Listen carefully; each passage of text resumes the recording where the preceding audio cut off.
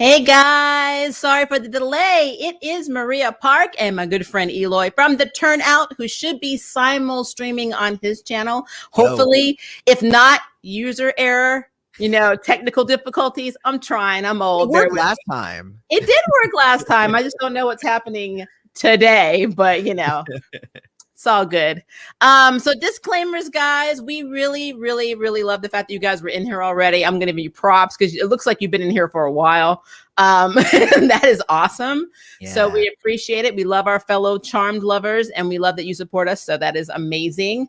And then a personal shout out. Thank you, Every Wizard Way Generation 1, for saying that you actually kind of like love me because your mom's name is Maria. I respect that. It's a good name. I like the name as well. It's not my mom's name or anything, but hey, it's good enough for West Side Story. I'm just saying. All right, so we did our individual reviews on Charmed season 3, episode 3, which is technically the season 2 finale. That's what we're calling it, season 2 finale. So essentially, season 3 of Charmed does not start until this Sunday. I'm kind of on the fence about that. I think that they're doing a pretty good job of wrapping up new things and wrapping up old things, introducing new things, and not making it seem like it's just entirely a brand new season. It looks like it's just rolling right over into the next, thing. So I'm hoping that it doesn't. I think we had said that before. Like, we didn't want like a clean delineation, and they seem to be giving us that. So like, I'm okay with just the big bad and the sources in the tree and all the junk, so all the big things are done, but I don't know. It is technically the end of season 2 though. Yes. I'm being contrary for no reason. Continue. I do wish that we were in the writer's room. I really wonder, because COVID shut them down before they could finish the season, what they thought. Like, were they like, we got to wrap this up. We can't make us look desperate, so what do we do?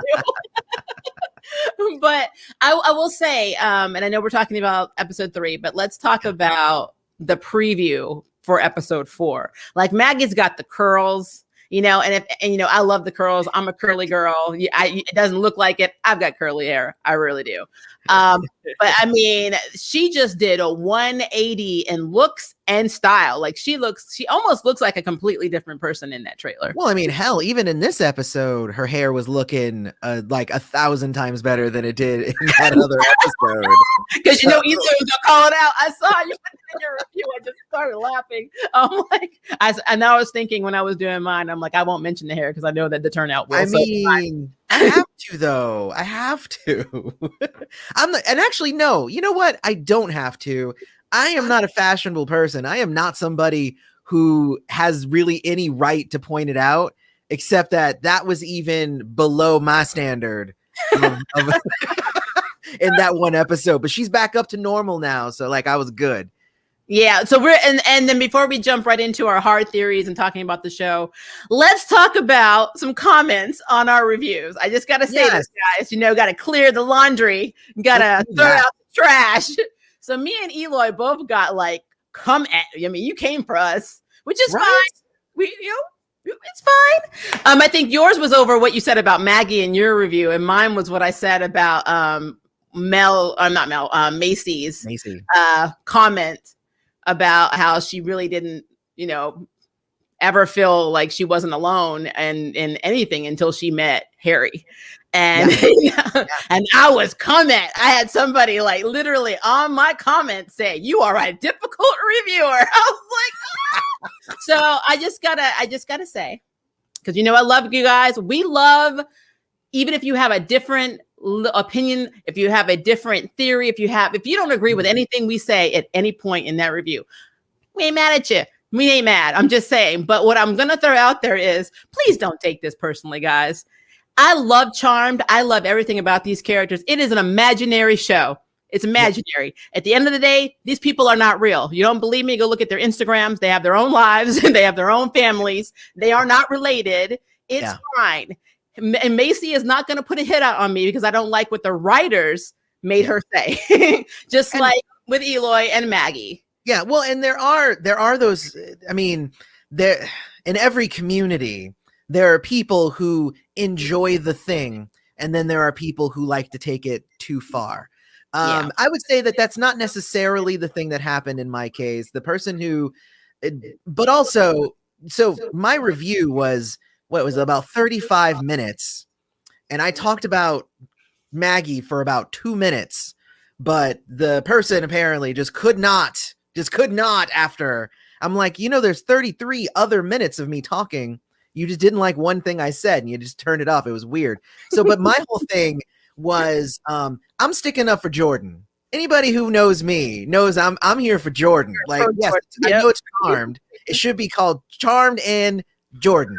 Like, that's what the name Jordan's Angels or Jordan's Angels. So, but what ended up happening was, in my review, I was like, he's trying to sit down and have a serious conversation with Maggie, and Maggie ain't having it. And to one point where she cuts him off, and I found that very rude. And everybody's like, oh, but she doesn't mean to be rude. She just doesn't. I'm like, there's two people in the conversation. One of them wants to talk. The other one's cutting the other one off. I don't care what the reasoning behind that is. From Jordan's point of view, that's rude as hell. Yeah. So I took it as rude, and the people were coming at me. They're like, I can't believe you're just disregarding Maggie's growth. And I'm just like, I mean, her growth is okay, but you know who I love his growth? Jordan. Her growth was okay. All right.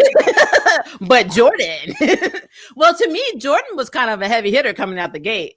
Yeah. I mean, to be real. I mean, he really has. He hasn't really changed his morals and his, standards the entire time, since they introduced him in season 2. Yeah. I like Jordan. My comment was just shit or get off the pot. I need Maggie to make up her effing mind, because I get what she's doing. I get that they have it in their mind that apparently nobody can have a relationship except for Macy. That's what everybody's saying, right? It's like, we can't have successful relationships, so why bother? Just push people away because they're just going to get hurt or die. That's literally what I keep hearing, that at least with Mel and Maggie, whenever they talk about relationships and not being able to find anyone. So I know that's why Maggie's pushing Jordan away, but I do agree. He was really trying to express his feelings. He was in the moment a lot. Right. And she was kind of like, oh, well, let's go this way. I'm like, let's go with stars. I like stars. And like once is good, twice, okay, you're pushing it. Third time, and you're going to just cut me off? Like, come on now. Like, at least the other time she changed the subject very slyly. But then that third time, it was just like, I really want to talk. Hey, that star up there? Like, that doesn't even have anything to do with what I'm talking about. Wait a minute. Though I do love when she's like, how much money you got? I'm like, exactly what I've been saying. I think we've both been saying this from the effing beginning. They don't have jobs. They don't have security cards. They don't have money. I mean, Magic don't pay the bills. I mean, of course, you don't have to pay the bills in your imaginary house that follows you around, I guess. But, it keeps its own lights on. So that's cool. Exactly. We had that. All right. So episode 3. So that was a fun tangent. It was. I gotta get the laundry and the trash out at the same time. I mean, I do want to state that this is not going live on my channel currently, but what we will do is then after this, Maria will send me the file. I'll post it up on my channel after this. So it'll be there, but it just won't be live on my channel. So yeah, I don't know why it's not doing that, but again, that is a user error, and I am so sorry because I don't know what's happening with this thing. I just don't. But I'm gonna fix it. So anyway, so we should talk about the issue, the episode as a whole now, and not just what people came at us for. So yes, we need to talk about all of it, and it doesn't have to be in order, but there were just things that were interesting. Let's talk about Ruby.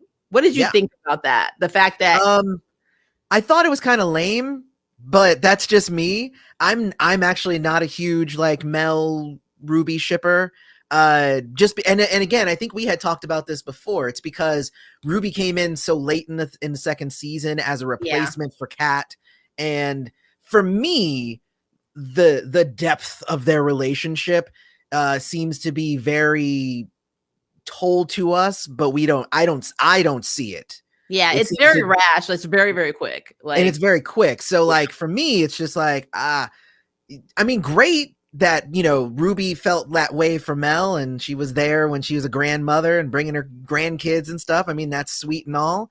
But I don't know. The Ruby as a whole seems off to me with just how much they're putting on her and Mel when she came in. Like, I think we've had her for like, what, 6 episodes at this point? Like, it's 7, not even that much. Yeah, like, I think that she started as like a sports nut. I think they were watching soccer or something, or it was some game. They were, and Mel was sleeping over, and apparently Ruby has a ton of roommates. And she was a one night stand that turned into a 12 night stand that kind of turned into I guess at some point it became a relationship. Then it became kind of like, in a way splintered because of her telling Mel, I don't want to be a witch. Yeah. And we never really understood like where they were from there. And then all of a sudden in this season, it's like Ruby's like, I don't want to lose you. And I'm like, when did we get from here to like casually being together? I think they addressed that. They were like, we still have that connection, but Ruby's like, we have the connection, but my opinion has not changed. Like, I am still not interested in being in the witch world, but I still care about you. And I'm like, you know what? I get that. I think that's cool. Yeah, but I wish we had seen more of the conversation. Like, that's the thing. We're just made to assume that they've had these deep talks. Yeah, it was totally off screen. Yeah. And that's, I mean, to be real, that's pretty much Mel's whole life. It's totally off screen at this point. She's like a background character in her own series. Well, but that's the thing. Honestly, I think probably going in now to the proper, next season episodes and stuff, I think it's going to maybe get rebalanced a bit, and hopefully we'll be able to focus more on the sisters, on the relationships. That's, because that's what we're really there for, except now I'm there for Jordan. You're there for Jordan. You are Team Jordan, and I'm glad that his new BFF is Team Abby, because I am Abby Mel. I'm an Abby Mel shipper. Yeah, I've never, made any bones about it. In every review, you will hear me say, I want them to eventually get together. To me, it's so weird how they take from the OG Charmed. Like, I think someone else said this in a comment. Abby reminds me of Cole, in the beginning, and then now in the end, because if you think about what happened at the end of this episode, where she like gets this yellow smoke out of that creepy little wooden doll and looks in the mirror, and she's got like the demon head. I'm like, that's exactly the stuff that happened with Cole, only he became the source. And so I hate that they're doing this, because it's so wishy-washy to me. At least with Cole, we saw him actively fighting his demon side. He was like, I'm half human. I need to really, reach out and say, hey, I want to be with Phoebe. I need to do this to be with Phoebe. So I got to suppress that darker side. Yeah. Abby has been like on the, she's been on the up and up that, she embraces her demon side. She has problems with her witch side because of her mother and sister. And if that letter is any indication, I mean, they don't seem like great people, but we don't know the story there either. So to be fair, I don't know what happened in their house.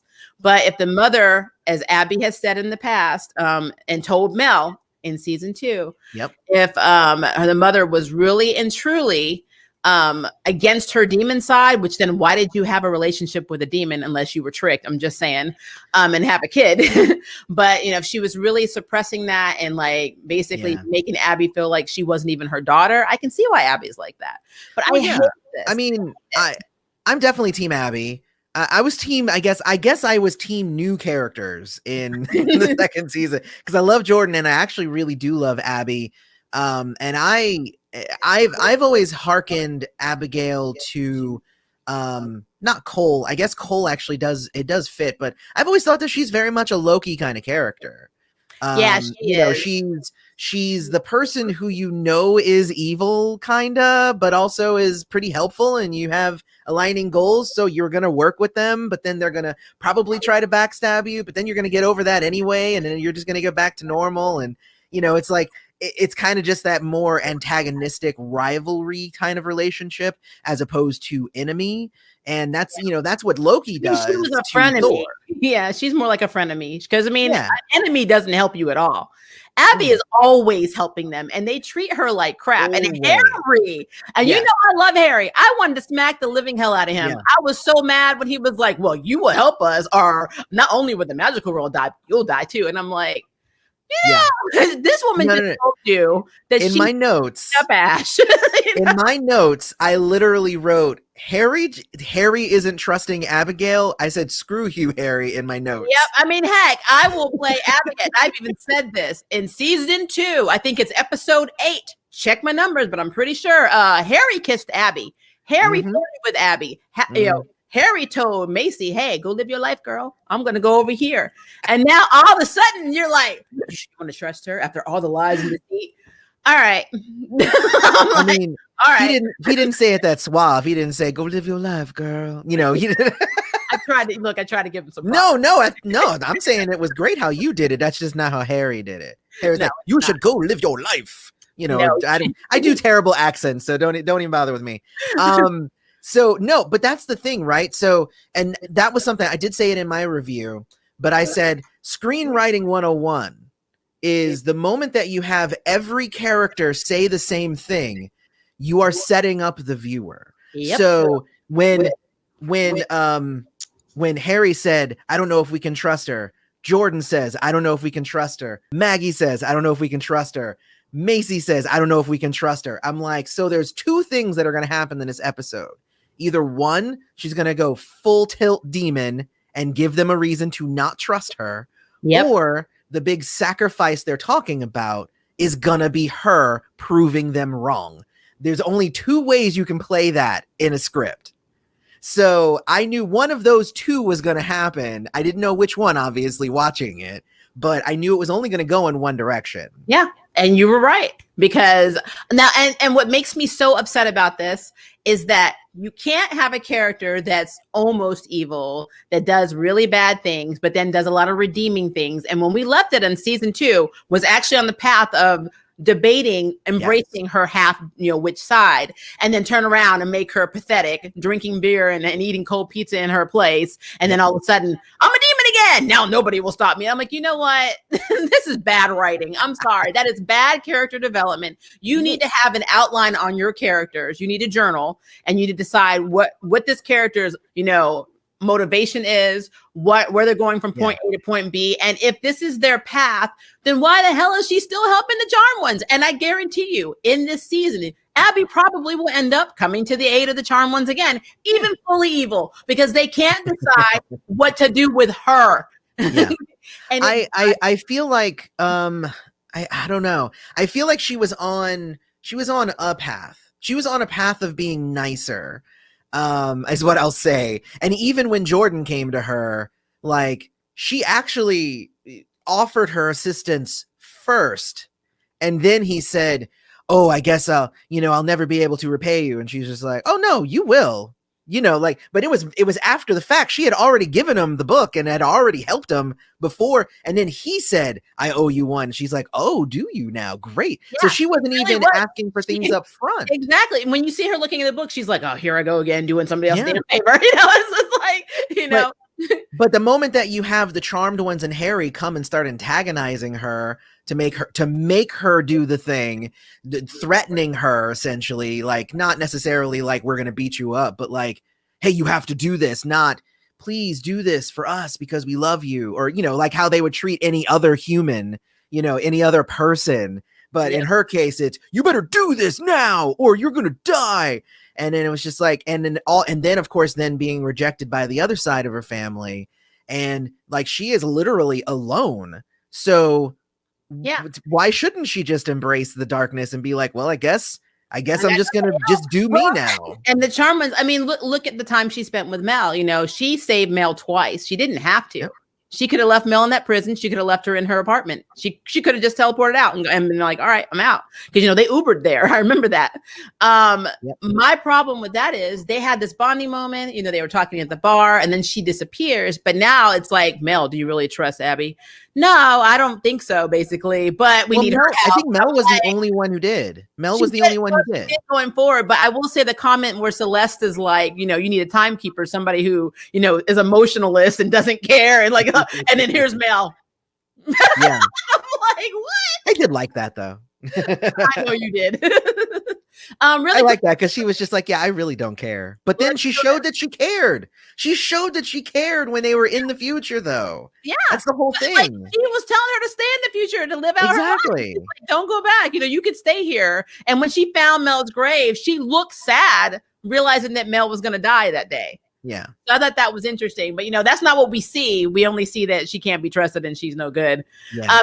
Let me we should probably have some sort of structure to this, or are we just gonna we're just gonna forego structure? Is that what we're doing? Structure. I mean, there's no structure in the plot, Eloy. Let me give a shout out to ATN co-host, one of the hardest women that I know, Miss Quarter Life Jam. I see you in here talking about cold pizza helps with hangovers. I love you. And then Nyleave, I don't trust Abby after she tried to kill Macy and then actively going after Harry to make Macy jealous. Now, my beginning reviews, I used to think she was trash. So, but then I really started looking at how they treated her, because don't forget, Nyleave, that Harry was flirting actively flirting with her and was kissing her of his own accord. She didn't even, like, at the beginning, he was going after her because he felt like he didn't have a shot with Macy, and Macy was doing the whole thing with Julian. And so I kind of feel like, honestly, it is what it is. Natalie said, no, you didn't say no structure in the plot. I said it. What I will say too is, that Mel, I think, was my hero this episode. Yeah. And the reason why is because she was just like, oh, I gotta die. Okay. Everyone else really seemed like they were struggling. Like Maggie's like, I don't know if I'm gonna die. This is so. And Macy's like, no, I have to do it because I'm the oldest. And Mel's like, nope, I'll do it. Bye. Like it's just. It's the way she was like, nah, it's not either of you. It's me. I've seen my grave. It's me. It's all good. Grab. You're still talking. You're still thinking you're going to convince me. Bam! I already got it. I'm already there. Well, and then think about it this way. I actually worry about her because she's so willing to sacrifice herself, because this is not the first time she's done this. I mean, when Celeste put them all in the dream world, she was the first one that says, oh, I'll just die for her. It's just like your life is just so easy to throw away. Don't worry, I will die for them. And I'm like, man, what's wrong, Mel? What is going on? I feel like in season 1, when she had to cast that spell on Nico, it's like, in her life changed and she became a bartender. It's almost like she just gave up, you know? I think that she is ready to die. I think is what it is. She's like, what's the point? You know? And like, I just think about, speaking of relationships, so we're going to move past Abby. I know I love to talk about Abby, but we'll be here all day. The Sisterhood. So I'm still having a lot of problems. I'm having the same problems I had in the beginning, guys. I love this show. I love these characters, but the Sisterhood exists between two sisters, but two separate groups of sisters. Yeah. And both of them involve Maggie. Like, we have Mel and Maggie, and then we have Macy and Maggie, but we do not have Mel and Macy. We don't have Mel, Maggie, and Macy. That is the problem. That is a problem for me. And so, like, the scene where, you know, they're all like trying to help Mel stay alive, you know, and of course, you know, we saw Maggie put her hand in first, and then Macy did it. And Macy's like, hold on. And she had like this look of concern, but I'm like, it doesn't flow with the rest of the treatment. Like, you guys don't talk really. You half-ass talk to each other. You don't communicate at all. And it just really bothers me. And this has been from the beginning. And I know a lot of people will say it's because when, you know, Macy first showed up at the house and said, I think I'm your sister. And Mel was like, I don't have time for this. And, you know, went off. That is kind of true. It is. But I will tell you this.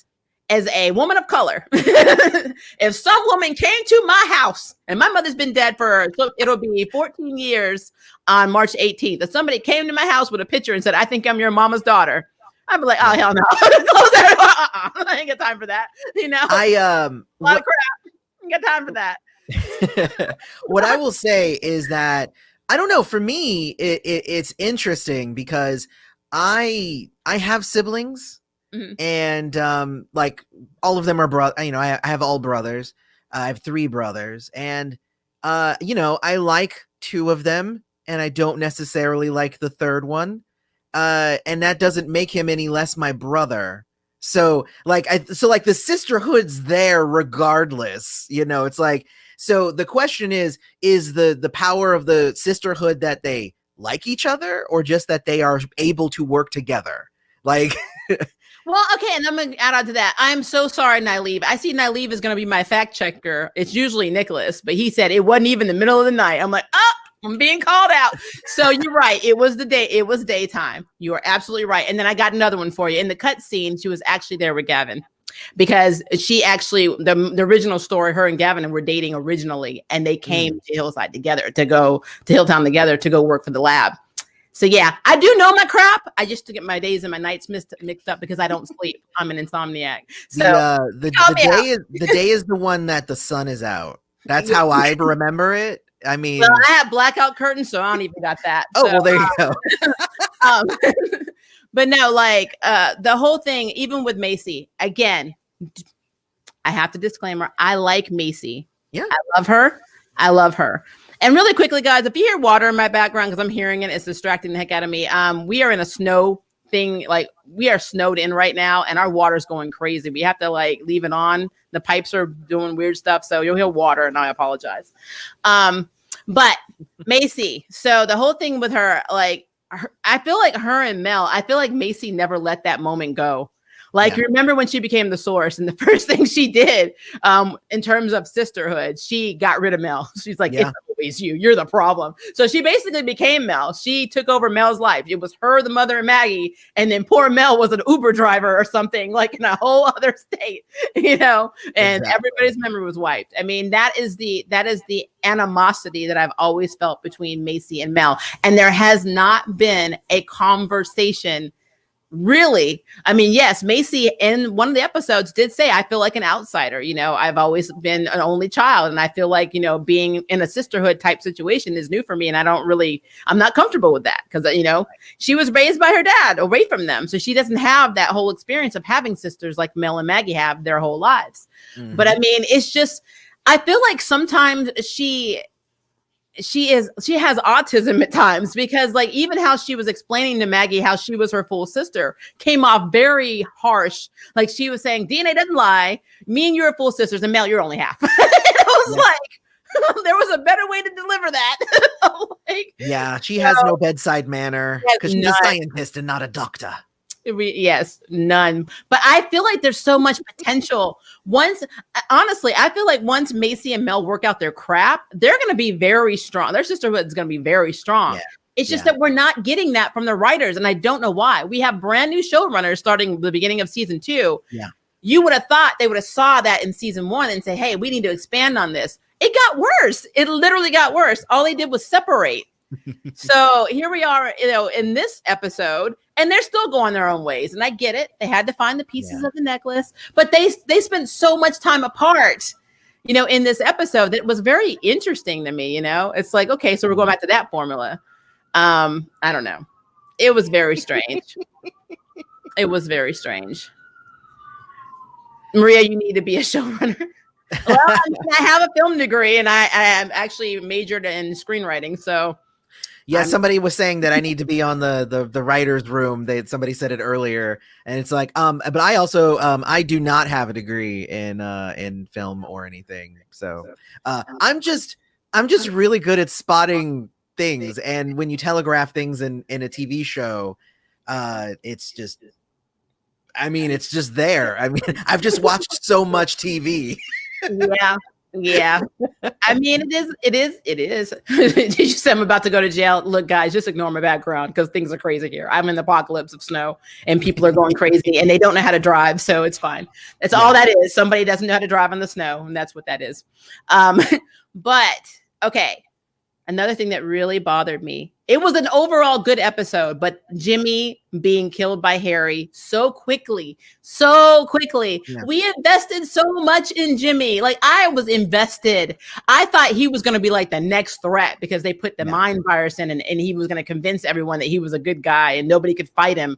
You know, it would have been epic. But instead they're like, I'm just going to breach the command center because, you know, magic is dying, so of course anybody can just walk in. Swan could walk in right now with like a spatula and hit you, and I'm just gonna kill you, Harry, because that is my motivation. I came from London, England somehow that quickly,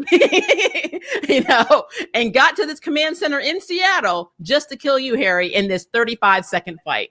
Right. Go. I'm like, you gotta be kidding. I'm like, I invested so much.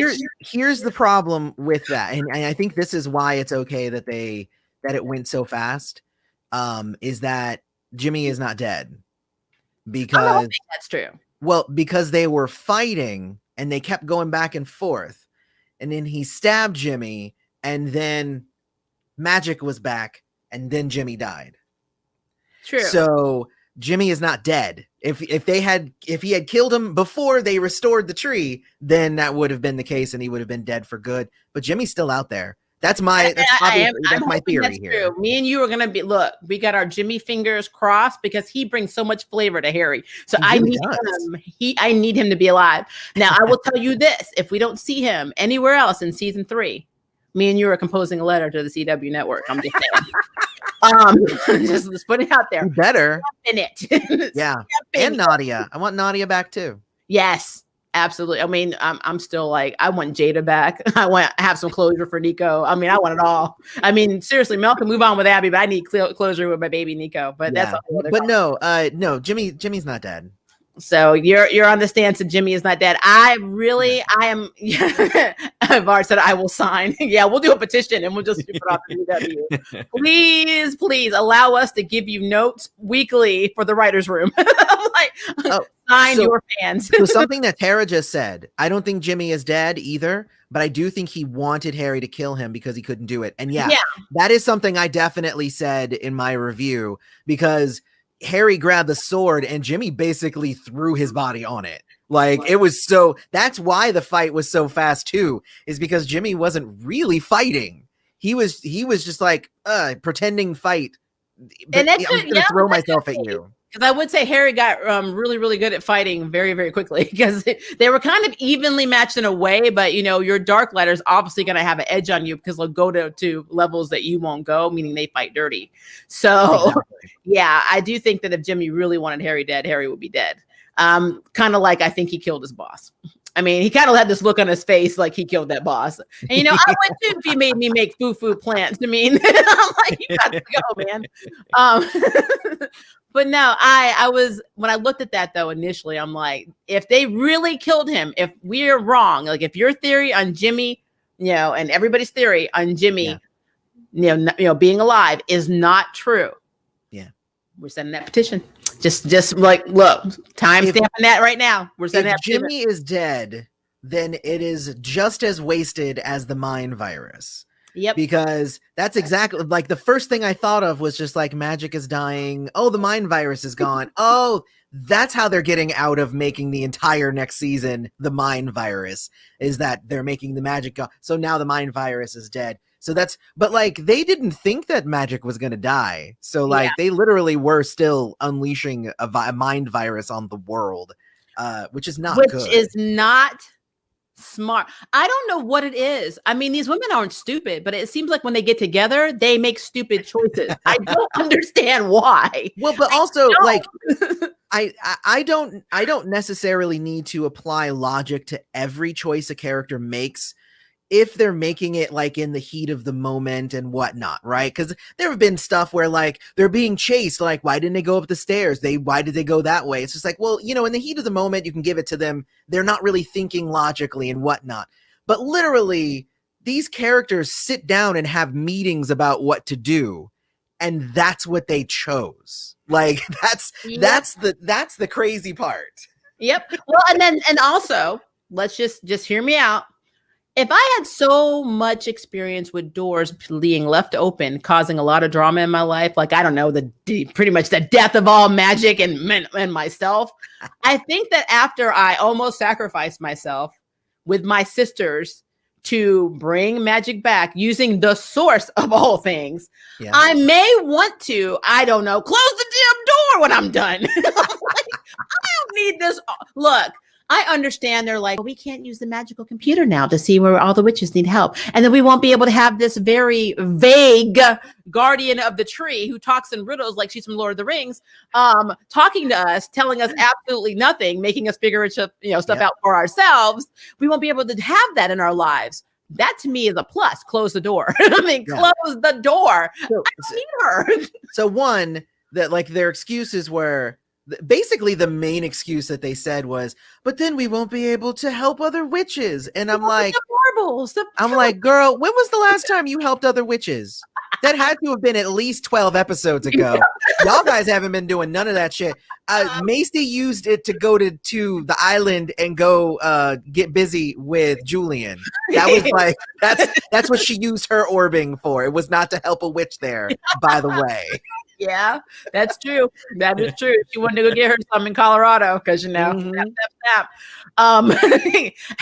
If Harry can do it, I can do it too. but no, I get that being able to just teleport anywhere with this wonderful little marble is great and all, but the technology seems to have been there, the entire time before they even realized that the door was even there. The tree was even there. What Black Amber even was, because Celeste is a mad scientist. So she came up with a lot of things, like even down to her watch that she used, her time stopper to stop her own time, which I know you said this too. Didn't you think that she was going to die? Yes. The way that they were playing it. Sacrifice. Yes. You got like one worry line. Like, I don't understand what happened. What did you? I mean, and that's why when they gave it back, I'm like, they're giving it back now. Well, then it makes sense why it wasn't a bigger deal in the first place. But they did not say that up front. Like the way that they were framing it was very much that like, I can't believe you're giving this up, and we know, oh my gosh, this is so important. And like, I was like, wow, this is a huge deal. But they're not. Like, you're not even saying thank you or anything. Like, I was like, I'm going to use this example. Take this.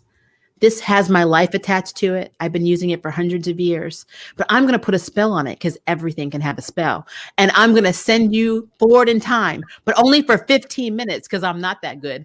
And when this leaves, I will be sacrificing 15 minutes. I'm like, okay. Yeah, Celeste. I mean, Celeste was never my favorite, but I don't know. I kind of like the idea of her like, I'm trying to be as useful as I can be so that magic doesn't die, but like literally give me my thing back though. Yeah. So I love what Tara says. I still think Celeste is evil. Is it Tara or Tara? Celeste. Okay, so you guys need to go watch my video. It's called ethics. It's an ethics video in Charmed. Celeste is technically she is morally bankrupt, but ethically she is correct. And I break it all down in my video. So feel free to go watch that one because I use Celeste and oh god, now I'm forgetting his name. Godric, the lieutenant. Is it Godric? Yeah, I think it's Godric. Okay. The one that wants to become the source. The one who wants to be the demon overlord. Yeah. So I compare the two of them and how they actually are very like, they're very opposite of the way that we think those kind of people are. So like, he is not your typical demon. She is not your typical witch. And kind of just talking about how they both buck with the setup of the world building of the world. Anyway, I won't talk entirely about that, but it was a really fun video that I put together like 6 months ago or whatever. I did put it together during the second season. So old, Eli. I don't know. Anyway, ethics. Yeah. I don't believe that she is evil, but she is morally wrong, but also she is ethically correct based on the standards and the rules set up within the witch world. So. Well, her and Macy have that in common in terms of science because she does magical science. Like she's the one who came up with the whole process of splitting the white lighter into a dark lighter, white lighter. Yeah. And she could rationalize it because for her, it was, this is a success. This is how we make the pure angel basically by taking their dark side out. Well, Macy was going to go find, to make the mind virus, she had no problem going and getting that siren's tongue, even though it was fresh, because it's literally her science brain takes over. So it doesn't matter that a creature suffered to have their tongue cut out. It's like, but look at the good I can do with it.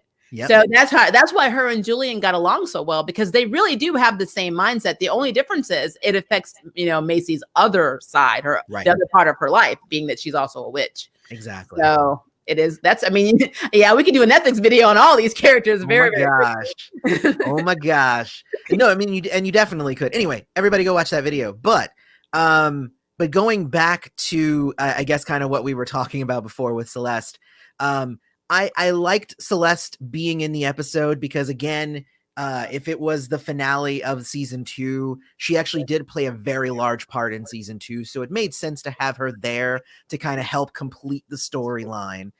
So I do like that as well. We needed those 15 minutes. We needed them. It was something. They had to explain how she was going to do time stuff now that, since she didn't have time magic anymore.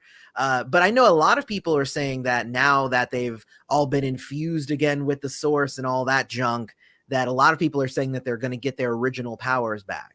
I would love that. You know what? And what's interesting to me is with Mel specifically, if you look at the preview for the next episode, it looks like she's back to teaching again, like she was in the first season. Yeah. Which, since her actual life is supposed to be dead, she doesn't have the credentials. She didn't really have the credentials with her old life, because when they rewrote, time to save Nico, she became a bartender. So I'm trying to figure out how we got from there to no employment.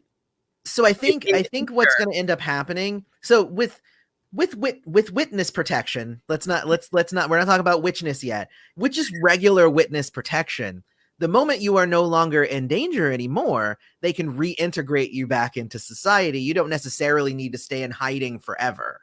So if there is no more need for witchness protection, because, the Dark Lighter isn't trying to assassinate them anymore, which is actually the thing that prompted all of this, was just the fact that Jimmy was trying to kill them. So if there's no longer a need for that, then there's probably a backup thing that's like, okay, cool, you don't need to be in witness protection anymore. Cool, we're going to flip this switch, and nobody remembers you were dead, and everything can just go back to normal because magic. True. So. I see that.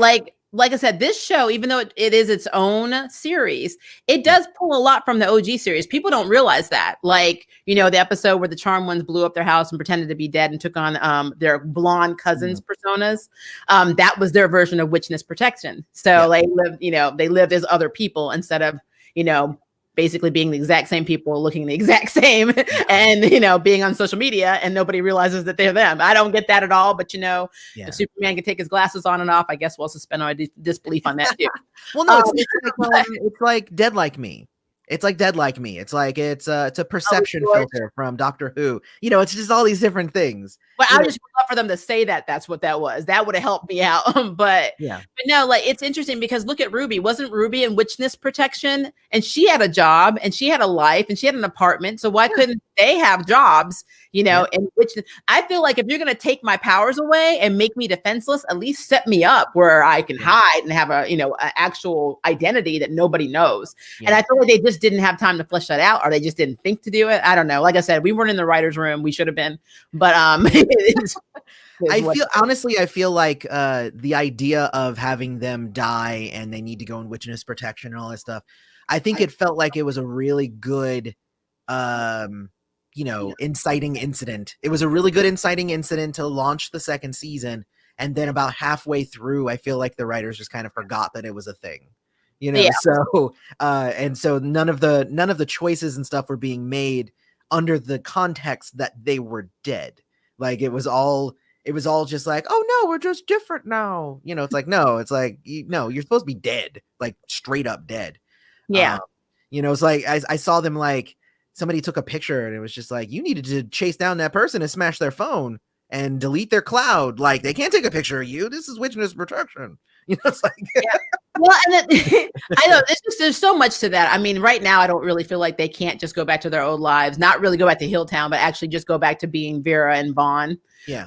Because the threat is eliminated. You could literally reclaim your life. Like Macy's PhDs are under Macy Vaughn.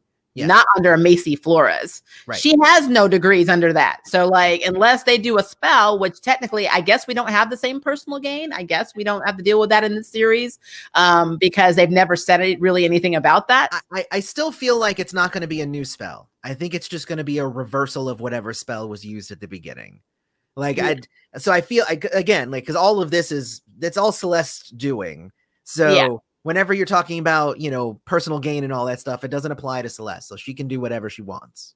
Yeah. Well, I just feel like Celeste needs to make also some notes for herself on how to fix these girls' lives because they don't have social security numbers. I'm just going to keep saying it because they don't. And I mean, that's a big deal in the States, especially with what's going on in our country. I think it's going to work out. I think what's going to happen is we're going to launch into what's officially the new season, and we will be able to forget a lot of the stuff that happened in the second season. That's what I need them to do because I've always joked about this in my reviews, guys, but you know, the girls are supposed to be, 2 of them are half Hispanic and another one is full Hispanic. They have no documentation proving they should be in the US. I think you know where I'm going with that. Witches are not, ICE is coming for them.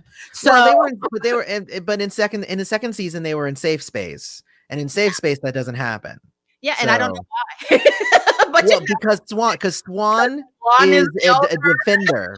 Because Swan is an elder. That's what Swan is an elder. That was what we had decided. That's correct. I think she's gonna up and just say one day, she's like, yeah, I've been watching you guys mess up like a lot. I thought Celeste could handle it. You know, we've been through a lot together. I see that I was wrong. I should have stepped in a lot earlier. I just want them to do more with Swan. I hope Swan doesn't go away in a third. Well, there's no point in having her around all the time, Eloy, if they aren't going to do anything with it. She can't just be the girl that says, I love vegan pizza. Would you like a vegan cupcake? Oh, I'm a visionary. I think he's a visionary. Like, I can quote Swan's lines. That is ridiculous. I'm just saying. All right. So some other things about. I think we hit a lot of the major stuff. I mean, but I wouldn't know because we have no structure to this episode. No, so. and like I said, I know that you guys, you know, you like to come for me for this, but I mean, you have to have structure in an episode for me to begin with. So, and when I do my reviews, I will tell you that my recap, sometimes I'm all over the place because that is how I feel when I'm watching it. It's like, I'm seeing the Maggie drama. Okay, wait, no, we're dealing with the Mel drama. Wait, hold up. We got to go over here to Hasty now. Well, okay, we're throwing Celeste in. So like, it's like, if you throw in everything but the kitchen sink, I'm throwing everything but the kitchen sink back at you. There's 4 major storylines. Like, that's the thing is, like, it used to be like 2 major storylines. Then it was 3 for a while there. Now we're up to 4. Like, because then in this last episode, we had Mel and Abby. We had Maggie and Jordan. And then we had Harry and Macy. And then, so it was those 3. And then when everybody came back together. Remember, we started off with Jordan and Abby. And then we started off with Jordan and Abby. Yep. And then Mel and Ruby. And then, it's like magical chairs. And there's a ton of different, you know, characters and stuff. And that's what I'm saying is like, basically some of these characters are going to have to take a back seat. And, you know, I'm sorry, Harry. If it's between giving you more screen time and giving Jordan more screen time, I believe Jordan is deserving of that now. You got a lot in the second season. So I think that Jordan needs a whole arc for himself. Which I loved. I loved. I can't even be mad about it. Like, I was like, man, why are they giving him so much screen time? But like, they really did good by Harry and White Lighters in general and the whole world building around that. They did good. Like, you know, we talk a lot about like, oh, the screenwriters and blah, blah, blah. Like, nah, the White Lighter stuff they wrote, that stuff was good. Like, that was, I can't even front. Like, that's solid writing right there. Yeah. Well, I will tell you something that I agreed 100% with you off the bat in your review. Cause I always watch your stuff after I do mine. Same here. Yeah. So I love when you pointed out that Macy took forever to look under her damn bed. I'm like,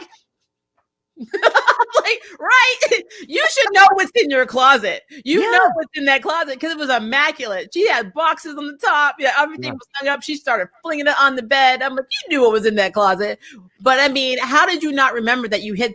Not only that, she would hide things in the ottoman. Remember, she had her sketchbook in there last season. So I don't know why we didn't have that ottoman back, but you know, whatever. But I feel like that's exactly what it is. I feel like it's a Doctor Who style perception filter. Like I feel like she set something up with this box with these sandals so that there's just something in the back of her mind that she will just never look there. Eloy. But the problem is that they didn't say that. Like they didn't say that. Yeah. They didn't say it. You need to explain something to me, okay? Because I must have missed this. She said, I don't know why I would have put, I would have had these sandals because I don't wear open-toed shoes. Yep. And I don't like the beach or sand. So why did she have the sandals to begin with? I think because each of the girls, after they got rid of their piece, apparently they all left themselves breadcrumbs. You know what I mean? So she went out and bought herself some sandals to stick under her bed as a breadcrumb to finding her piece. Or she does actually like sandals in the beach, but she put it into her mind that she doesn't, so that she would never use these sandals on the beach to ever reclaim the necklace for the source again.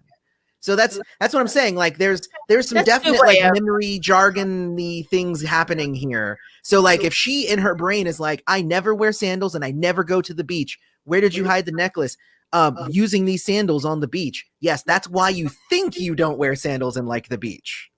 Now, see, I love that, but we both know that is your creation. The writers are not that advanced. And Evar just said she could have just had a jar of sand. Yes, that is exactly true. Well, no, because then they had to get there and then they had to cast the spell on the sandals to have it walk them to the path of the thing. It's a whole thing. I liked it. I don't know. I like the sandals. She could have done some Aladdin stuff, cast the spell on the sand and had it form into a sand carpet and fly off to the freaking thing. That would have been much cooler. No, no. I thought the sandals were cute. I think that was the one Eloy is actually enjoyed the show. He's like, that Maggie's hair, no, but those sandals though, yes. I liked it, and that's the thing is like, so whenever when you're doing screenwriting, if you don't say something, the viewer will fill in the blank. And I have watched enough Doctor Who and other magical shows and stuff like that like in my mind I'm like, oh no, obviously there was a back part to the mind wipe that made her think she doesn't like it and blah blah blah, all that's like that's I make that stuff up in my brain to fill in the gaps. But if you don't have the TV watching experience that I have, you're literally going to be like, well then why do you have the sandals? Now, see, I agree with that. As somebody whose mother was British and who I watched Tom Baker growing up, that was actually one of my Sesame Street shows. We watched Doctor Who with the aluminum foiled Cybermen, and before they had a budget. So I do know, but you also remember or have to remember, even now with Jodie Whittaker, that series is full of plot holes. And you literally can dissect it. I could do videos for years on Doctor Who plot holes. I feel like Doctor Who embraces that though. Like they make fun of it themselves. They make fun of it. You can't. But no, the reason I have a show that's going for as long as Doctor Who has been going without contradicting something, especially when you're talking about different personalities and the different lives of the doctors, and he would do different things and different, like I loved the new stuff with Jodie, and not to make this a Doctor Who thing, but I like the new stuff with Jodie saying that, she's actually just part of the cycle of this cycle of doctors, but there were doctors before and she doesn't even remember. It's like, wait, what? That just changes everything. Like I love stuff the whole like time that. Child thing and storyline. I mean, it was cool. Like, we're gonna have to. That's a whole other conversation. That's gonna get into some deep. It really is. Sorry, I didn't mean to even go down that road. We should stop. That is a rabbit hole we will not crawl out of. But Madness Arcade, Powerpuff Girls. I know that you are really wondering if I'm going to watch that or skip it. I don't know until I see a trailer. I have not conceived in my mind how the CW is going to make a live action Powerpuff Girls series. And I'm just going to leave it right there. Live action Powerpuff Girls? I'll you know what? I will give anything 3 episodes. That's what I do. That's my motto too. And I said it in my reviews. I at least do the first 3 episodes of everything from the premiere to the 3rd episode. If you haven't found your riff by then, I usually abandon you. See, that's the thing about the Sisterhood that really gets me, is that I have people in my comments constantly saying, usually it's OG fans saying like, I watched the first episode and they just got together too quickly and they're just all of a sudden, like at least in the original series, they had to struggle to get their sisterhood. And I'm like, but you only watched the first episode. And the first episode yes, they banded together quickly to defeat the ice demon in front of them, so it didn't murder them. Yeah. But that is not to say that everything was smooth sailing after that point. And that's the thing, is if you just give something one episode, especially based on expectation, then you're not going to enjoy it, first off, and then you're going to blame the entire show, even though it could get better after that. You know what I mean? Yep. So I always give everything 3 episodes, and I really do like to go into things cold. I don't like trailers. So without even watching the trailer, I will watch the first 3 episodes of Powerpuff Girls when it comes on CW. Yeah, I usually watch it, but I love trailers only because I like to see the shot composition. But that's my film brain. It's because I love seeing how they shoot things and what the quality is going to be. Because you can usually tell the tone of something based on how the trailer looks. Yeah. Not the story. You're never going to get the story. Like even with Superman and Lois, it looks amazing. You can tell HBO Max just really put money into this, but it's not telling us if this is just this one like 2-parter episode that's going to look amazing, and then we're going to have like the Flash quality going for it. We have no idea. Well, but that's my problem with trailers in the first place, is whenever I watch a trailer, my brain, again, because I've watched so much movies and TV shows, I'm a creative person. I do role-playing games. My job is coming up with, if I see something, what's the next thing that's going to happen? Like, that's what I do. So I watch any trailer, and I have now mapped out what that movie is going to be in my brain. And what that does is it sets up expectations, and then you let down. A lot of the time I'm either let down, or if it's exactly what I thought, well, then I'm not surprised, because I already guessed what it was going to be, so that's why I mostly avoid trailers. I did watch the trailer for the new Mortal Kombat, because really I just wanted to see what they're doing with that. And we're honestly, it looks really good. Guys, we got to say, I did a reaction video to this. I got a copyright claim immediately. And I no longer have one, though, because I pointed out the error of their ways. Yeah. But I'm telling you, as somebody who played Mortal Kombat 2 through freshman year of college and was super excited about it, and like that was my first ever fighting game.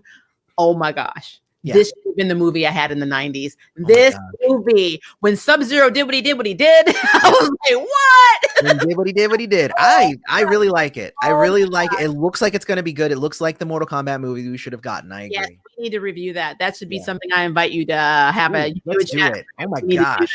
Because oh my gosh, that's going to be amazing. Love it. Anyway, okay, back to the charm. Sorry, guys. We're about to hit an hour, so we should probably start wrapping up at least a little bit. Yeah, so we need to. Well, I will say something else I noticed about going forward in the season. I feel like Maggie's going to take more of a Phoebe route when Phoebe was trying to reinvent herself in college. Okay. Just think about it this way. Phoebe majored in psychology. Maggie started in psychology in the series. She was like, remember, she kind of drifted to it, and she's like, I think I'm going to do psychology. So that's what she decided to major in. Because before she was undecided, she was just working at a waitress and was pledging to Kappa, but she decided to go for psychology. Okay. So I think that they actually are paralleling a lot of Maggie and Phoebe's storylines, Well, and if she tries to reinvent herself now, would she move away from psychology into maybe? I'm hoping is going to happen. My fear is it's going to be another retelling of what she was prior to this. It's almost like they're returning home to their normalcy of season 1.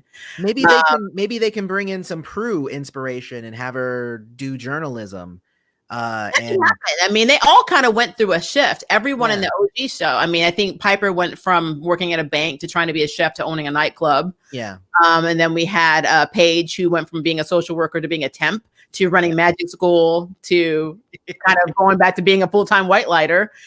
Prue even went from being an art curator to being a photojournalist. Like they all changed careers so much because they were trying to reinvent themselves, which I think is awesome.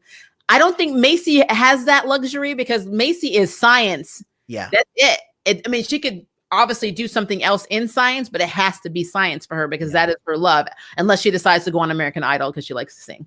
But that's what I will say is that superpowers can change you.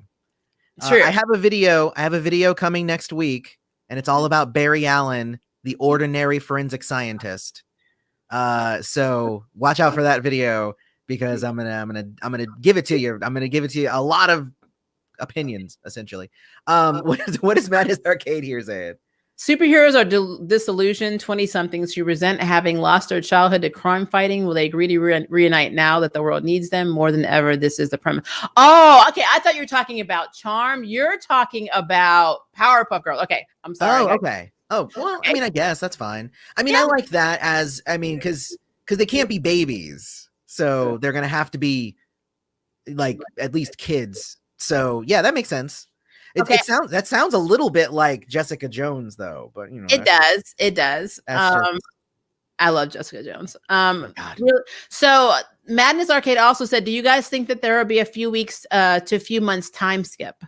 Yes, there will absolutely be a time skip. Yeah, I mean they got to deal with why they can't touch each other, which that I guess that would be really messed up if that is the ultimate sacrifice, especially since that means that AC can't touch each other. No, you're right. No, that's a really good point because the ultimate sacrifice would have been Mel, but since that didn't happen, it doesn't mean that you don't have to sacrifice anything. That just means you're sacrificing something else.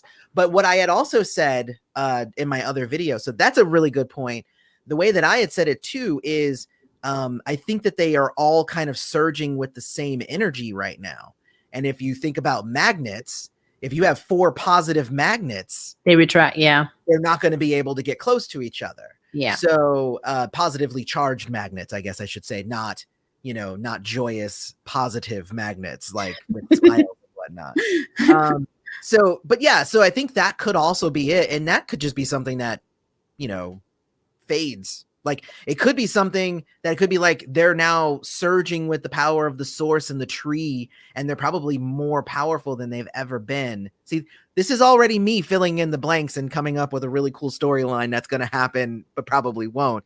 But now they have all the power that they want, and like they have all access to their old powers, and they have new powers, and they can do all this cool stuff, but they can't be together. They can't be near each other. So are you going to then choose the power, or are you going to give it up for your family? And then that would be like, that's good for like at least 4 or 5 episodes worth of story right there. Exactly, because that ultimately would also affect them being the charm ones and having the power of 3, because they cannot be together like they would all have the power of 1, but then it would be like, so like, oh, I don't have to rely on anybody. And then you can have them like, now they're acting selfish and, all that stuff, and they get power hungry. I think it would be honestly, that sounds really fun.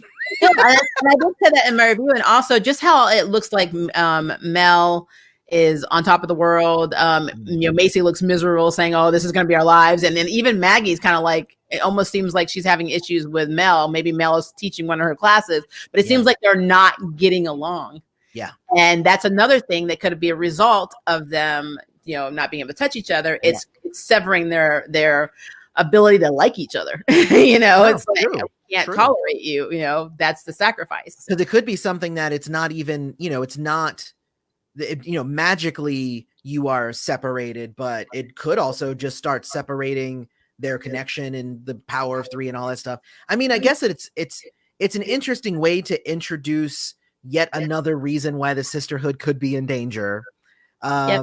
Like, because I don't think that the sisterhood will never be at a point where it's not in danger, because that's just charming. Well, I mean, if we're gonna go by what happens when the sisters fight, I mean, quite frankly, if they had the Book of Shadows, then then the charm symbol should have split, because Macy and Mel are not, basically bonded. Yeah. So for really, and I hate to say this, I think I even mentioned this in my review. I said, if it was true, if that's what's really happening, there's not really any difference with Macy and Mel. It just would reflect both of their, I think basically their relationship with Harry and Maggie would be where you would really see it, but you really wouldn't see any difference. And that's kind of sad to say that between Macy and Mel, that you wouldn't have a difference. So I don't know. What I will say is that I thought it was weird that Harry was also part of that push away thing. Right? Because if it's a result of being part of like putting your hand in the thing, he didn't do that. He didn't. He didn't touch it at all. That's what I was thinking. That's what I'm thinking, that the sacrifice is that their relationship is going to start deteriorating with each other. But his soul is kind of connected to theirs because he's their soul. He's their white lighter. But I think maybe that connection was severed though when all the white lighters and the elders and stuff died. So technically, okay. Yeah, so then there's zero reason for him to be part of that. Yeah, he's a bodyguard at this point. There's no reason. Yeah. Come on. Yeah, I don't know. I just think that was a really interesting question. But yeah, I was thinking, I mean, that is one of the biggest mysteries because coming next week, I mean, it just looks like it almost looks like it's a demon of the week type scenario. It doesn't even look like we have repercussions, but I think it's going to be filled with that on Sunday. So I am excited about that.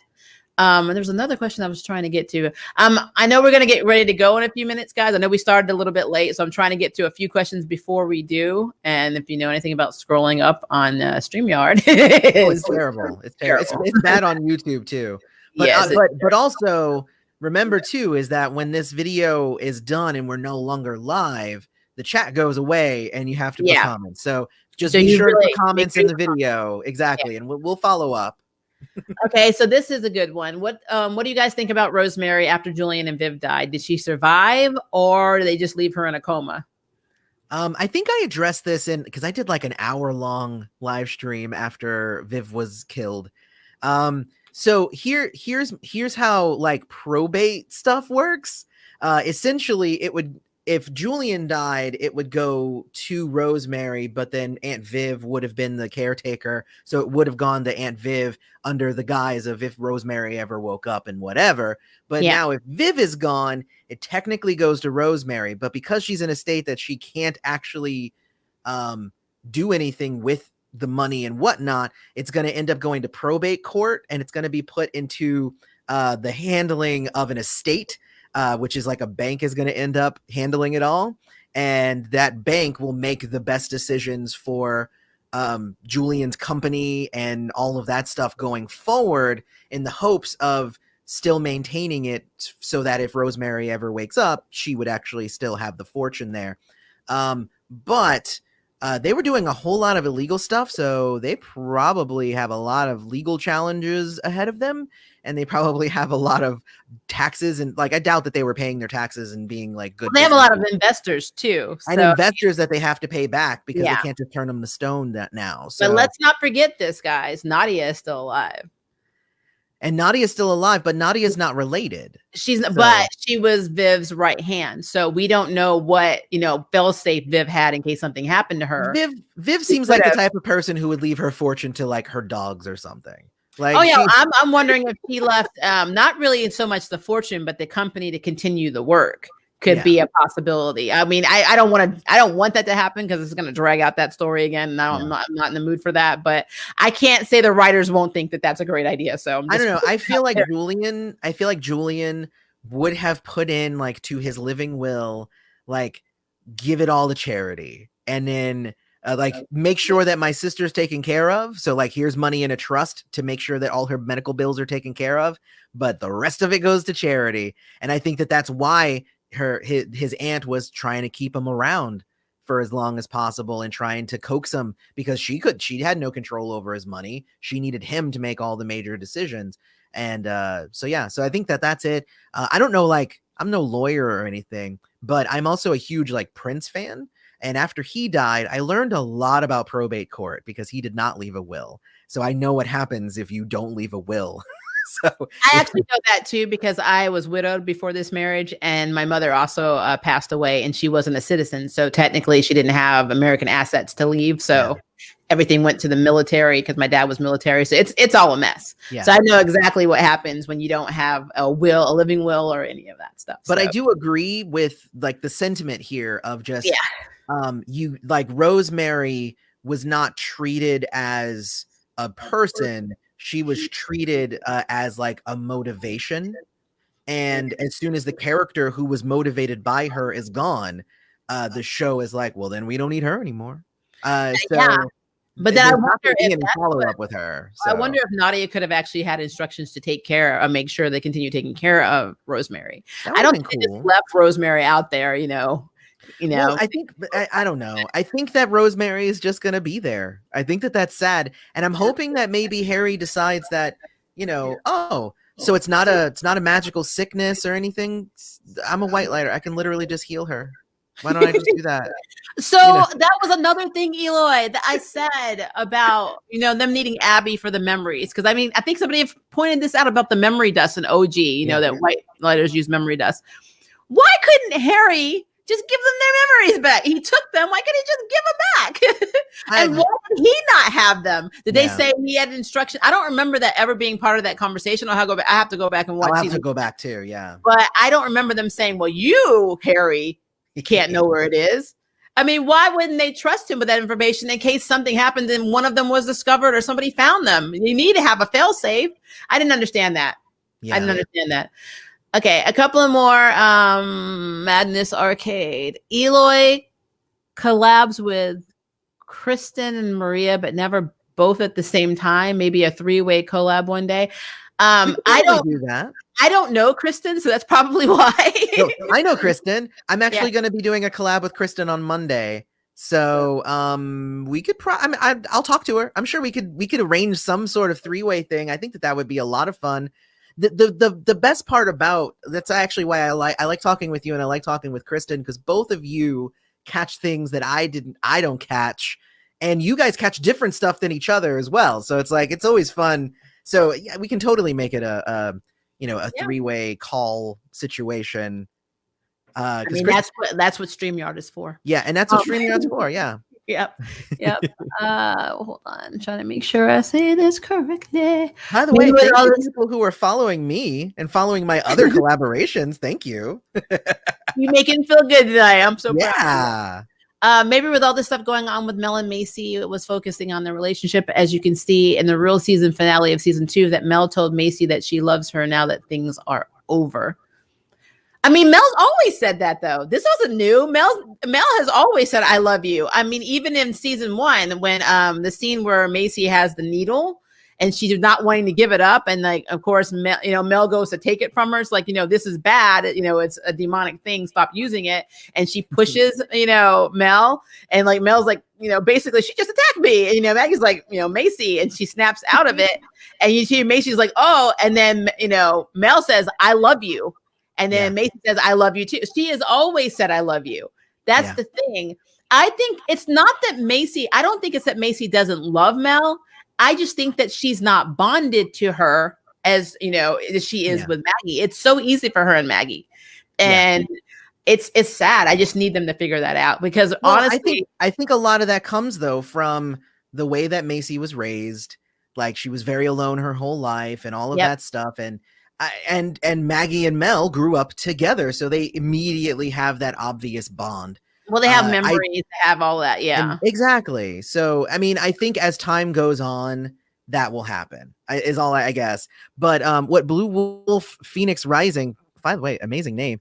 You say all 3 of y'all could balance each other out. You could be your own version of the charmed power of 3, and it made me think we should all do our own reviews. And then we all get together and we do a special Power of 3 review each week. That would be awesome. We could start a whole new podcast. I love it. The Power of 3 podcast. And you know what? Well, I don't know Kristen's orientation, but I can be Mel because I'm the queer one. I'm good with that. I don't know what that makes me. I guess I'm Macy then, I guess. Because I don't think I'm very much like Maggie. I don't think I could be Maggie. I don't know. You can't be Maggie because you're rooting for Jordan right now. So you're like, you can't. You have to be Macy. I'm sorry. I always say, I'm like, Jordan, you deserve better. You deserve better, Jordan. Run, Jordan. Just like Jordan, run. All right. For your info, there's 30 people here and only 14 likes. I know. I struggle with that. I mean, here's the thing. Everybody who shows up to these sorts of things, hit the like button. Because the weird thing with the YouTube algorithm is the more of you who hit like, the more people then get told that it's happening. Yep. So like it's not enough to just show up. You have to show up. You have to hit like. You have to engage. And then YouTube goes, oh man, it's a party going on over there. We should probably get more people over there. But if you just show up and you listen, they're not going to invite anybody else. It's crazy. Yeah, I really feel like the algorithm of YouTube is also part of the charm plot. Like it's just one of those things they didn't think through. So I'm just putting it out there because things that happen in that algorithm blow my mind. I don't understand why videos get recommended over others. It's crazy. That's a whole other conversation. But I spend so many hours of my day messing with metadata and algorithms and all kinds of stuff. You guys don't even know what it takes to have a YouTube channel. You don't. You really don't. Yeah, I know. I mean, guys, I know you heard me say on my channel, I get up at 5 a.m. on Saturdays to do a Yashahime review. And then right behind it, I have to watch Ruby and then do the review. Because and the reason I do them the same day, which full disclosure, I have a nonprofit job. So I work in fundraising.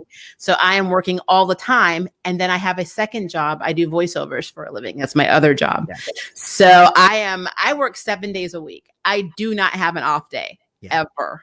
So that is why when you see these videos, if they come a little slower, like I told you, my Black Lightning review will be tomorrow. It's because of that. It's like literally I had a lot to do at work today.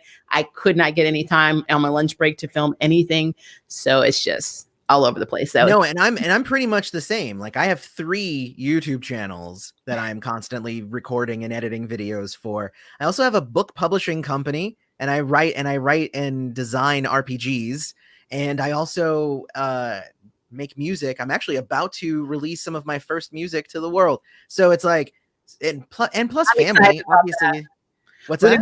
I'm excited about them. Just jamming to Eloy's track. I can't wait. It's really good. It's such good music. I mean, of course, I like it because I'm making it, but hopefully other people like it. He likes it. It's his own. So if I didn't like it, why would I be releasing it? Exactly. I am excited for that. Yeah, and you need to like play some tracks in some of your YouTube videos as well. I think that'll be really cool. Definitely.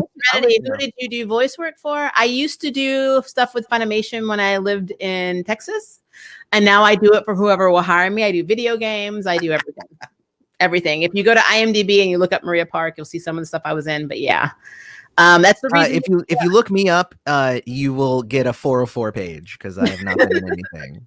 Well, if you see on my channel, I have a lot of Funimation actors that start doing like collabs with me. It's because they're people that I used to work with or I know personally from Funimation. I've got 2 coming up. I have one with Kevin Conley, who used to be in Full Metal Alchemist, and then I have one with Afia Yu, who is in a lot of shows like Assassin Class. I think it's called Assassin Classroom. She's in Fairy Tale. She's in a bunch of recent Funimation stuff. So that sounds fun. Yeah, it does. One of the directors too. But all right, I know we got to get going. I see another question on here. I laugh like when Macy came out of the vault and she looked at Harry and his bloody hand from killing Jimmy. Like, what the hell just went on? I mean, he didn't even try to hide it. He was just like, the door's open. I'm like, oh, my woman's alive. Cool. Don't worry about the blood on my hand. That's next. Honestly, it looked like Harry was just as surprised that he won the fight because again, Jimmy wanted him to kill him. I don't think that he thought he would win that fight. I think he was just as surprised. Oh wow. Eloy, I'm an Arthur. That's Nyleave. Is it Nyleave? I love that. That's such a pretty name, Nyleave. I feel like, is that backwards for something? Marie Evelyn. See, it's backwards. Is it? Marie Evelyn backwards. That is cool. I like it. 8:20 p.m. That bitch.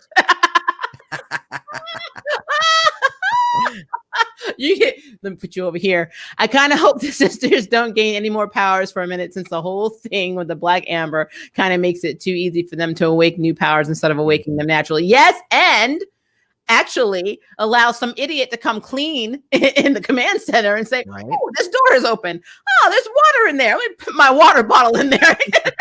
Well, magic's dead. Well, let me also point out, see, that's the whole thing. I made a whole video about the first season of Charmed and how I got it. Like Black Amber would make it way too easy. But if you watch the first season, they got powers so fast. Mm-hmm. And like, if you watch that video that I made, I like map it out. Like they just got their powers way too fast in the first season. Like I was happy to have the slow burn, but whoever is writing the show, they were like, nope, they need to have brand new powers every 3 episodes. Yeah. And on season 1, I love that they had their powers and, initially, because, of course, in OG, they did have powers, but they were bound. And just like theirs were bound. but they actually learned to use it and master their powers a heck of a lot faster than in the OG. They were like, we're on a schedule. We got to get. And not only that, but then they got upgrades like halfway through, and it's just like, now you have a staff, and now you have time bracelets, and like, oh gosh. And you know what though? What do we need those for? Power Ranger stuff. I was down with that. Man, my own little Charm Super Sentai. I was like, I got this. I'm gonna give you different colored clothes. Somebody's gonna be red, somebody's gonna be black, somebody's gonna have to be pink. I'm sorry, but you're gonna throw you in there. And then let's just do this. Let's just do it. But then they were like, power's gone. Now your powers are. I'm not gonna lie. Mel's powers are pretty stupid. I don't like Matter Mastery. I hate the name too. I don't like. I mean, if you want her to be Elsa, just let her free stuff. I mean, don't have her like be half, the Human Torch and then half Elsa, depending on the day. Because by the way, ice powers are really cool. They are. I mean, I actually didn't mean that as a pun. I didn't mean that as a pun, but Sub-Zero, but like Iceman is like my favorite X-Men. Like, ice powers are cool, guys. Seriously. Yeah, cool, but I'm telling you want to see how cool ice powers are, go watch the trailer for Mortal Kombat. Seriously, it was very cool. It's very cool. But I really need for Mel to get her powers back. It's not fair that Maggie has a force push power and emotion, manipulating power, and she still has premonitions. That's true. And Macy still has telekinesis, but she also had what I thought was actually more of a time stopping power, because when they were in the club, she stopped that audience. The Demon Club. So it seems like Mel just keeps getting like the bad end of every stick. She's being kind of shafted in a lot of ways, and it's actually irritating me a lot. I think that's why she was so ready to die. I mean, really, like, my powers suck. Can't have a relationship. I think she's like, my life sucks, so I guess I'll die for us. Like, you guys have a good one, I guess. Yeah, I think it's interesting. Kevin said technically Mel has the same powers as Piper, but they let Piper use them better. She doesn't have any of that now. He doesn't have that. Like, I know what you're saying. She does. In a way, she does, because actually Piper was not a time witch. She was slowing the molecules in their bodies and speeding them up to the point where it looks like she was controlling movement, but she wasn't. That's kind of scarier, really, if you think about it. It is, because she would slow it down to the point where she could blow your head off. Right. Like.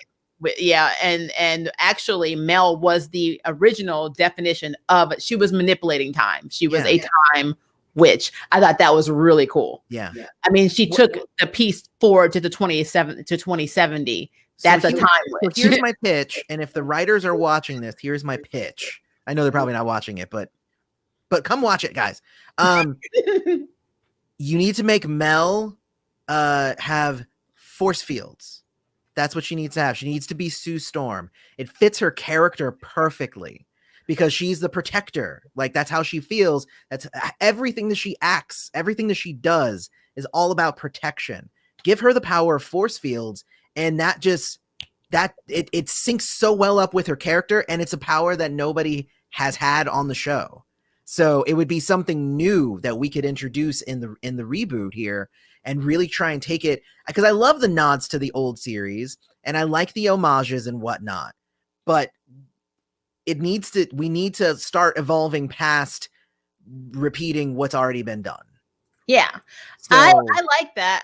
I think I take that and morph it into Monica Rambeau with her photon powers, before she becomes, or even when she's Captain Marvel. I think that would be epic, and if we see that in WandaVision, you will see exactly what I'm talking about. But having her have the same powers as Monica Rambeau, I mean, she'd be Endgame.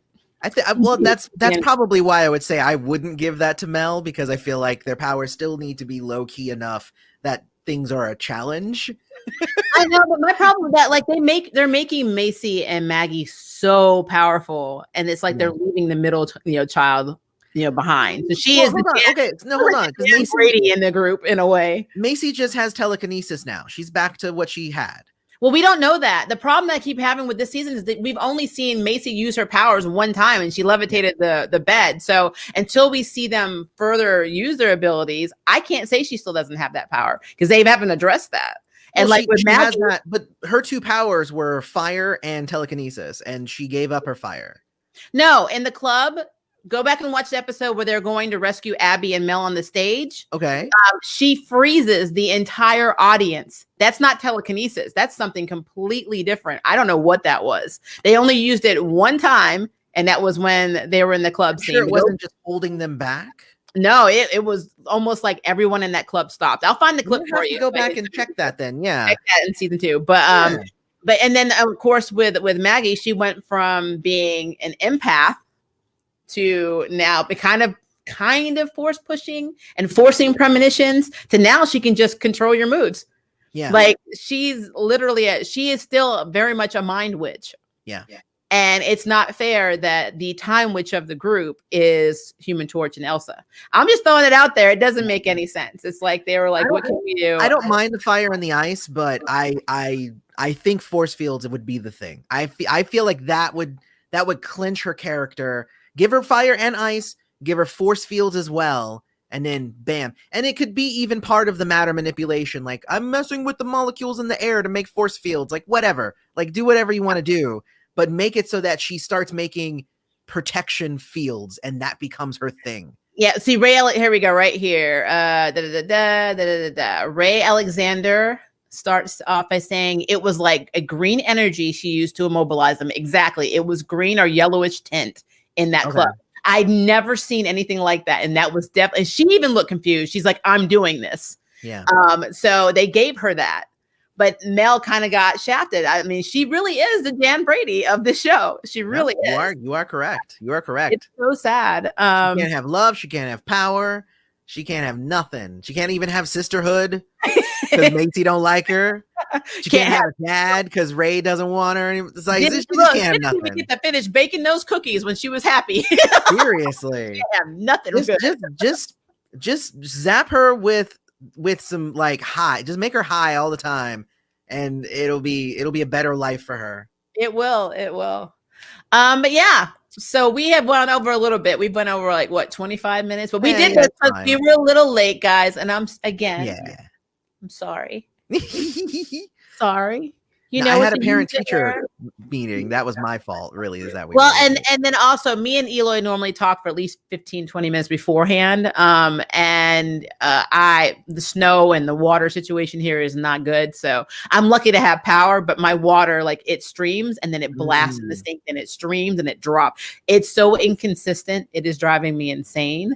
And it's all cold. There's no hot water. I felt bad this morning. Because I was reading stories like, and my some of my family lives over in Texas, and they're like, they kept losing power, and it's cold as balls over there, and all that stuff. And I woke up, and I'm like, it's 72 degrees. I can wear shorts today. It's great in Florida.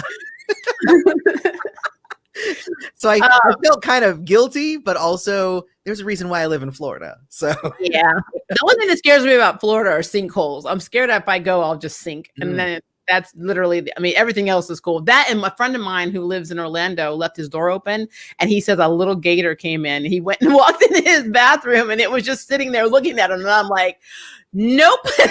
Yeah. Add to the list of gators and sinkholes also hurricanes, and we're also the lightning capital. We get some of the worst storms here. But it also means that on a day where so many people are just freezing their butts off, we get 72-degree weather. So yeah, well, I live in Memphis, Tennessee, 901, and we don't get snow at all, and it's been snowing for 4 days, and the city does not know what to do. We do not have enough snow truck. I think we probably have 2 in the entire city because we don't get snow. You're right. So no one's doing anything about the ice. They're not de-icing anything. Was 901? Is that your area code? That's my area code. Are you like repping? You're repping to 901? 901? What? You're messing 901. But now we are a blue dot in a red state, so I got to make sure you guys know I'm in Memphis. Yeah, I'm in Tampa, which is also blue dot. I'm one of 3 blue dots in Florida. So I will tell you, there are a lot of idiots down here. My running joke for the week is when COVID that is killing everybody is going, we still go out to restaurants without a mask, but we have one snowflake on the ground, the entire city shutting down. We're not doing nothing. You want to go to the grocery store 2.5 hours. Get driving because you ain't getting it here.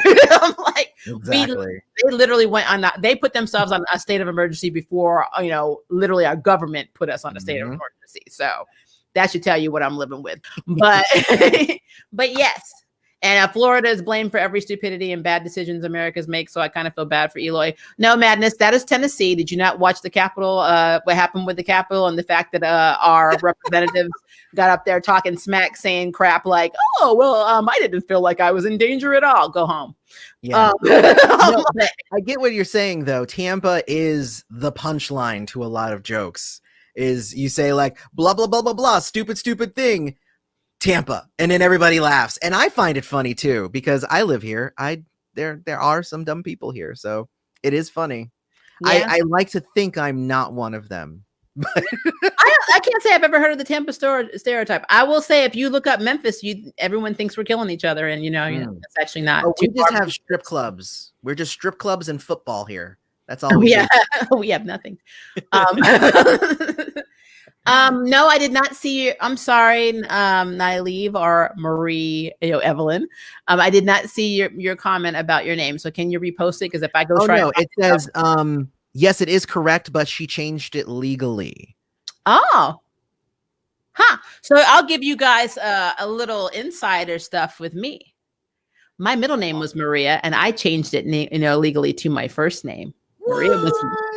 Maria was not my first name. My first name was Makisha, Makeisha. And the reason that I changed my name from Makisha, which is a pretty name, is because everybody puts an R in it. So they say Markeisha. Oh. It drove me nuts. So if you want an M-A-R, my name is Maria. But I kind of messed myself up because now everyone thinks I'm Hispanic. And they won't believe me when I say that I'm not. I've tried. As somebody whose name is Eloy, I am very used to having people add an R into my name, and they call me Elroy. And I'm like, actually, there's no R. It's Eloy. So I don't understand this at all, Eloy. I'm going to try not to call you Elroy now, but because I swear to you, I even went out of town. I went to Hawaii, and people were still trying to pronounce my name as Makisha. Wow. Where is this coming from? Where do you see this R? I need to know because I did not realize there was one there. So yeah. So now everybody in this live chat and everyone who watches this video knows my deep, dirty secret now that Maria used to be my middle name and I legally changed it. And so now my middle name is Amelia. And I picked Amelia because of Amelia Pond from Doctor Who. There you go. I love Amy Pond. That's cute. So there you go. But yeah, and Eloy is pretty distinct name too. It is. He's a very pretty distinct guy. But I'm going to let him go hang out with his wife. I'm going to go hang out with mine, and we're going to have a great evening. You guys are awesome, though. Seriously, please leave comments below because we will answer them. And I will send this video to Eloy so he can post it on his channel. So everybody who is here watching, thank you. Go over and hit like and leave a comment whenever I post it on my channel as well. I'm also going to be back with WandaVision. I got some new thoughts on WandaVision, obviously, after it drops tomorrow. And I have a Flash video coming. I have another Buffy video coming. I'm thinking that I'm going to have to address the Buffy stuff happening right now. So I'm probably going to end up making a video about that. Yeah, stuff. I need to talk to you about Buffy. I'm going to have my WandaVision video up tomorrow too. So it will be, I think me and you have a lot of similar thoughts on WandaVision, but so we will see you guys then tomorrow then. We will. So yeah, guys. And also again, Black Lightning will be out tomorrow morning. Unless it rains or my power goes out. I can't control what's happening. So if the power goes out in the morning, then I'm sorry. You know what happened. I don't have power, but unless, if it doesn't happen, everything should be on schedule. Then I will have it up hopefully by 11 a.m. We'll see Central Standard Time. But we love you guys. Have a very good night. It is dinner time. And we will try and do another charm video. Hopefully we'll get that power of 3 thing going on. That would be awesome. That actually would be cool. We're gonna talk about that. We're going to talk about that. But you have a good night, guys. Bye.